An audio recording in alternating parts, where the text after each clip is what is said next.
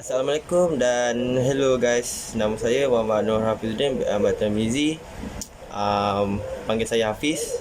Saya dan kumpulan saya akan menerangkan serba sedikit tentang syarikat Shopee ini, okey?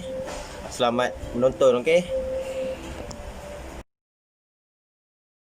Okey, pada slide ini saya akan menceritakan tentang latar belakang syarikat Shopee ini, alright? Okey, first, seperti yang anda tahu, headquarters yang besar terletak di Singapura. Shopee first pelancarannya di headquarters Singapura itu pada tahun 2015 dan memperluaskan langkahnya di Malaysia, Thailand, Taiwan, Indonesia, Vietnam, Filipina dan juga Brazil.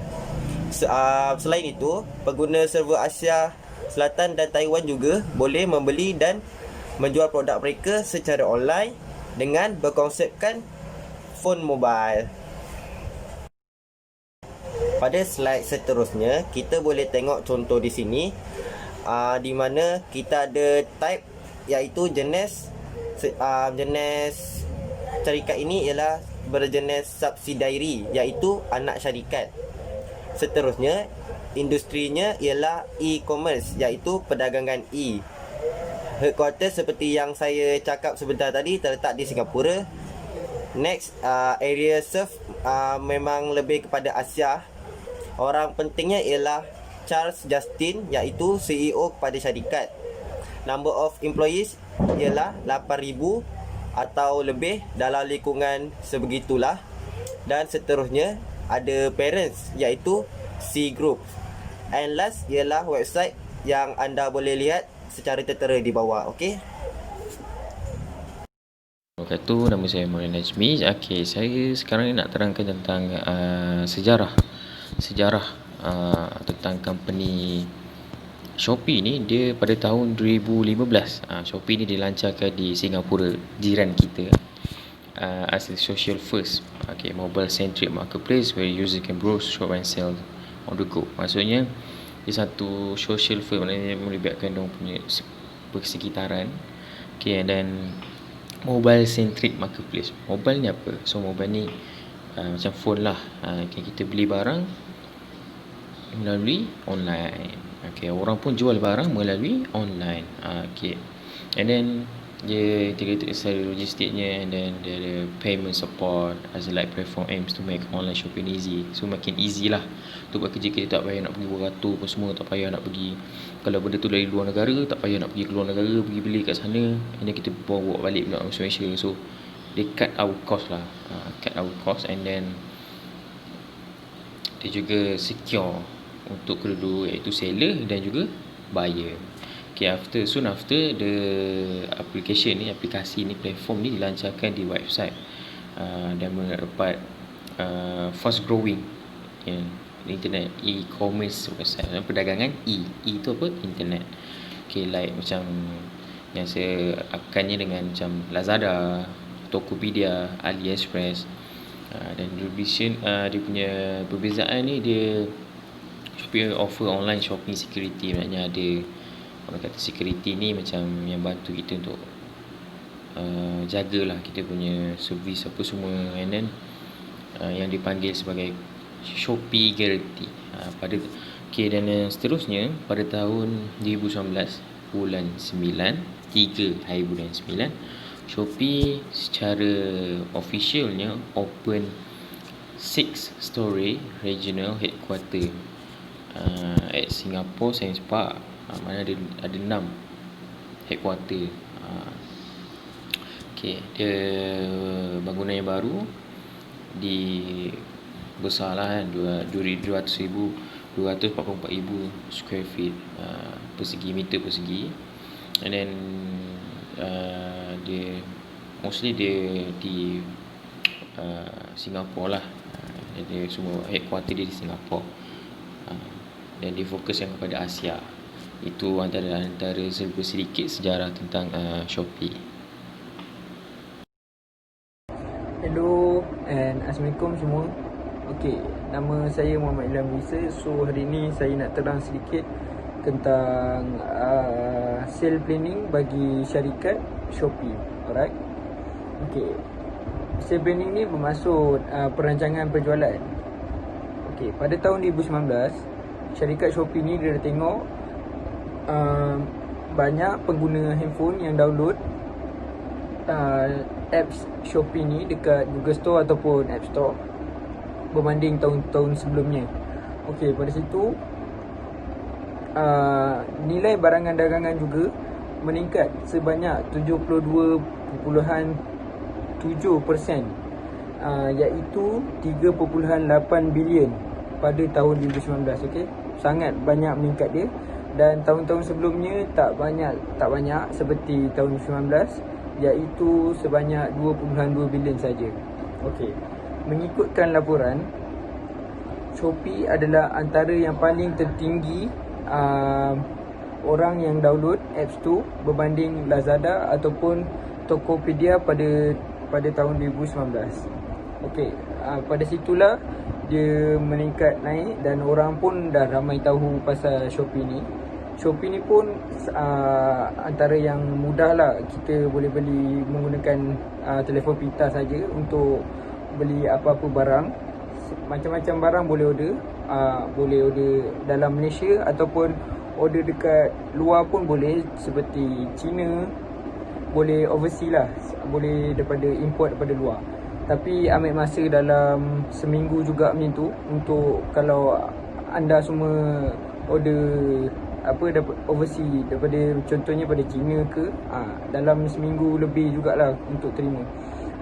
Kalau daripada Malaysia dalam 3 hari macam tu dah sampai. Okey, itu saja. Hello and Assalamualaikum semua. Nama saya Muhammad Ilham bin Isa.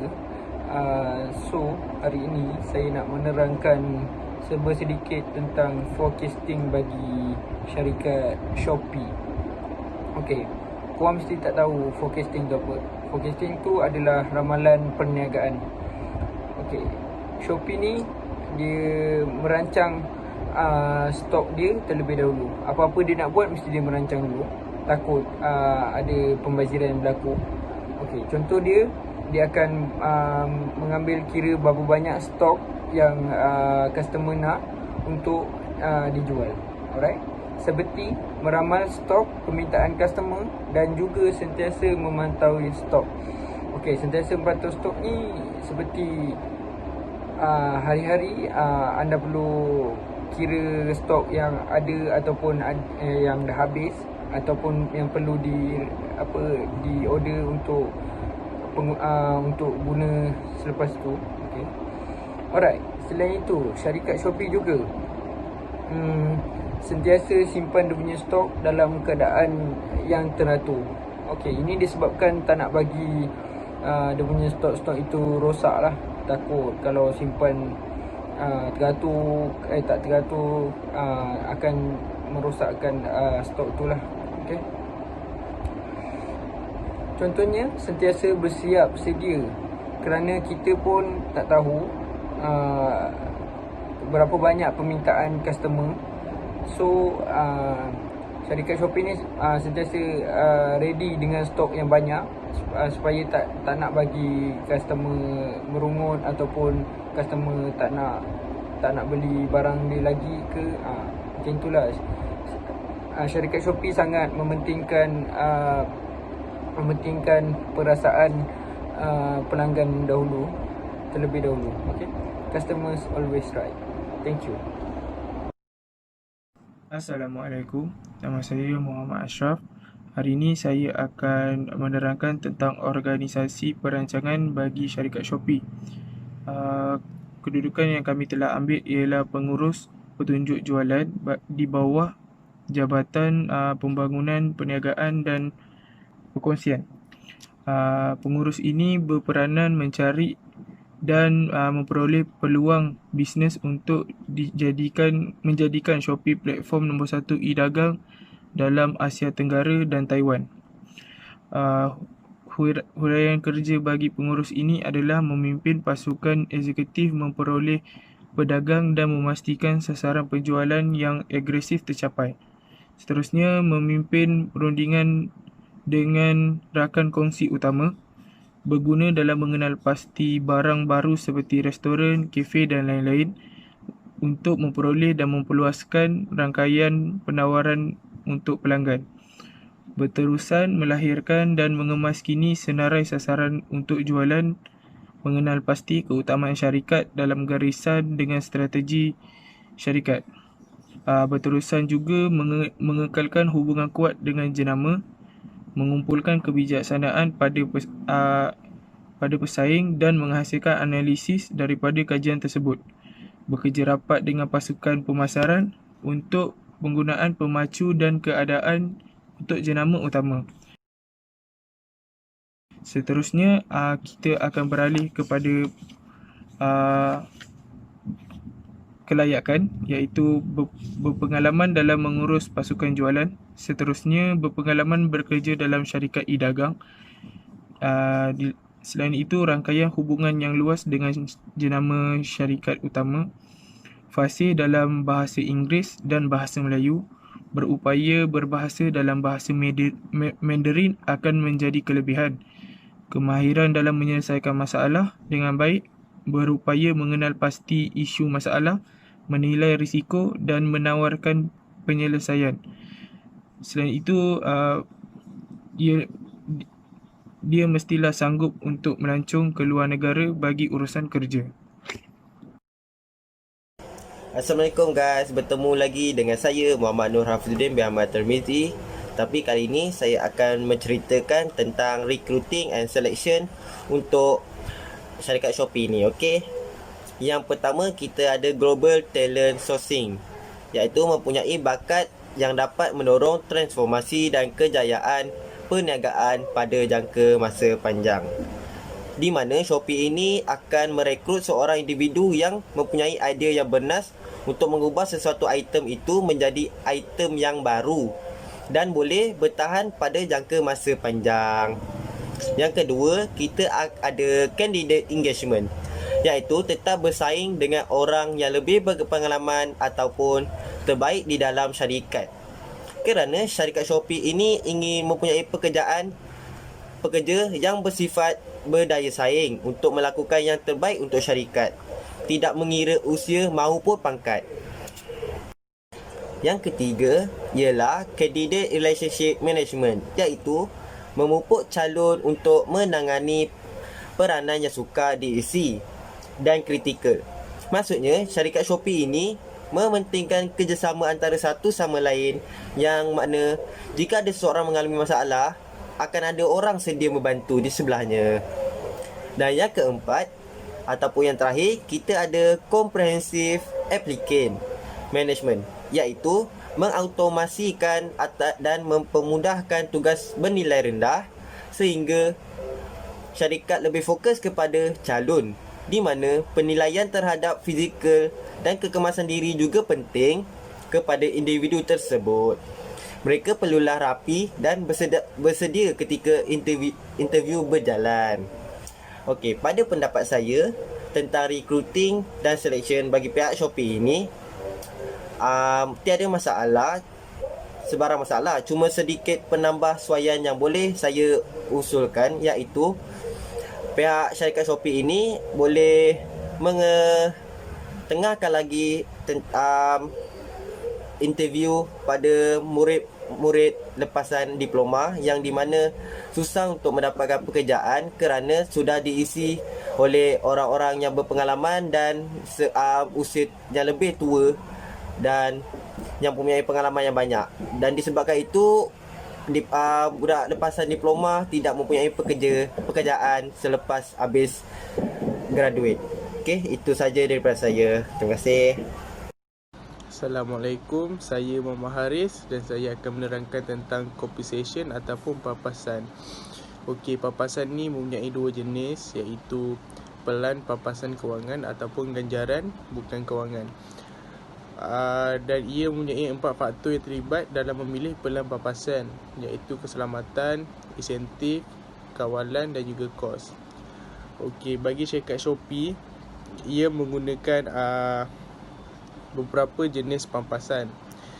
Yang pertama adalah reka bentuk pampasan, iaitu mengoptimumkan program pampasan kita dengan kemampuan pemodelan dan ramalan yang maju berdasarkan amalan yang terbaik.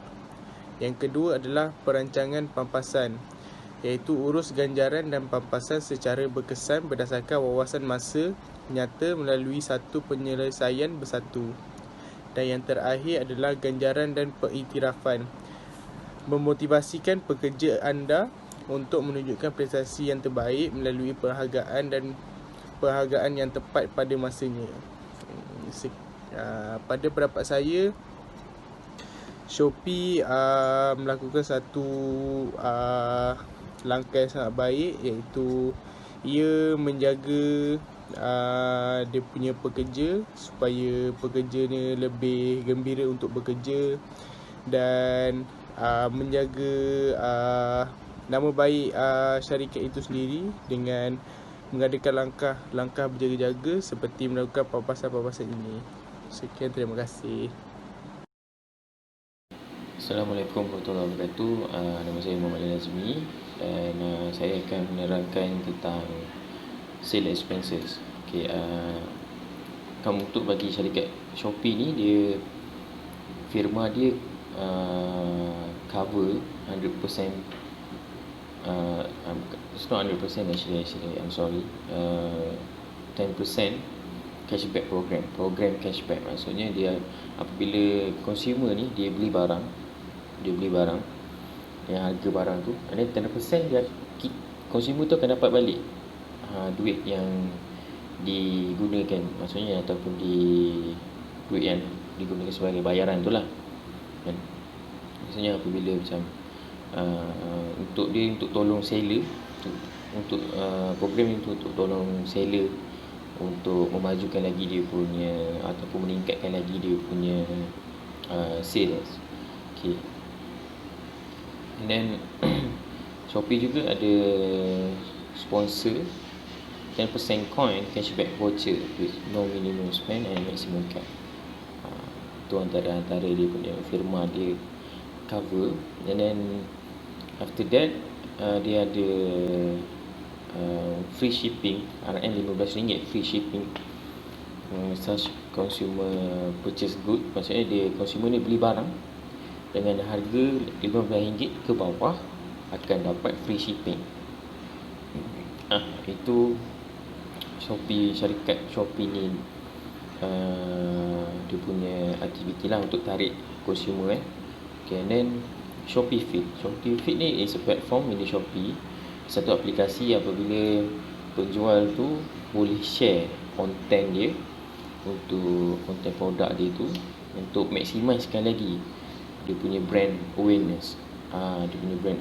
Maksudnya macam produk tu baru dikeluarkan dan brand tu baru ditubuhkan ataupun diwujudkan, dan untuk meningkatkan brand awareness dia buat program tu. Shopee ni menganjurkan program tu, satu platform tu, nama dia Shopee Feed. Dia untuk membantu seller untuk tingkatkan sales dia lah. Seller akan secara aktif dapat follower apabila dapat tahu kan, melalui mungkin advertising apa semua, and then melalui social media platform. Shopee membantu seller untuk generate sales dia, untuk increasekan lagi dia punya jualan dia untuk produk yang baru dilancarkan tu. Pada pendapat saya lah, aktiviti yang dilakukan oleh Shopee ni adalah satu perkara yang bagus lah, untuk membantu seller di luar yang baru, lagi-lagi seller yang baru. Dan dia satu good thing lah untuk para seller yang baru nak mencuba di bidang penjualannya.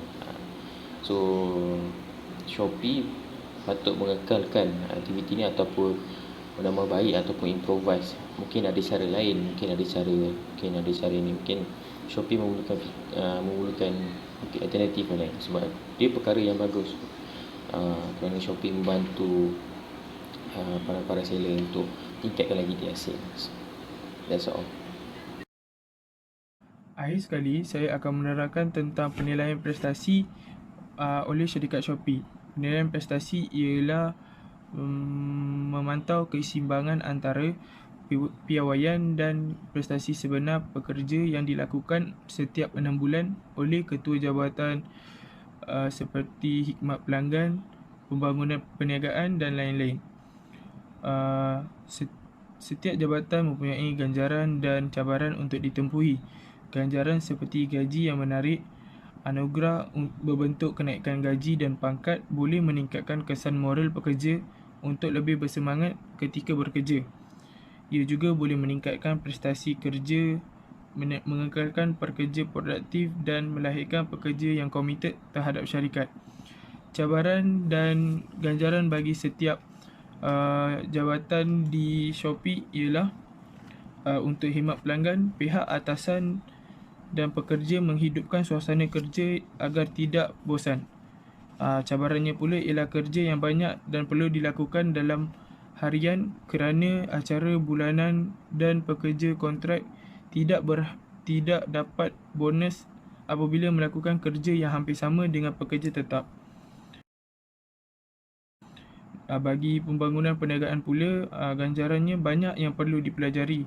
Fleksibel, persekitaran kerja yang baik, budaya muda menjadi batu loncatan kerana kita dapat belajar banyak perkara dan struktur yang rata. Kita boleh bercakap dengan pengarah pengurusan jika prestasi yang baik ditunjukkan. Cabarannya pula ialah bayaran sedikit kurang tenaga kerja. Jika tugas anda kurang ketara, anda akan melakukan semua benda sendirian. Kurang masa makan, maka jika ingin memohon kerja ini, minta bayaran yang tinggi atau cari kerja di tempat atau syarikat yang lain. Sebab kerja anda akan berkorban masa dengan keluarga dan tenaga. Bagi perolehan syarikat pula, ganjarannya ialah suasana rakan kerja dan pengurusan terbaik untuk bekerja bersama. Bagi cabarannya pula, syarikat akan kerap berkembang pesat dengan tenaga kerja yang tidak mencukupi. Bagi operasi pula, tim yang memberi sokongan makanan di pantry dan berpeluang untuk ditukar jabatan dan membuat kerja yang berkaitan untuk memupuk minat dalam pasukan. Bagi cabaran pula ialah syarikat baru yang mempunyai sistem yang kurang menyeluruh. SOP akan mengubah ahli pasukan dengan kurang pengalaman bekerja dalam pasukan. Sekian, terima kasih. Dengan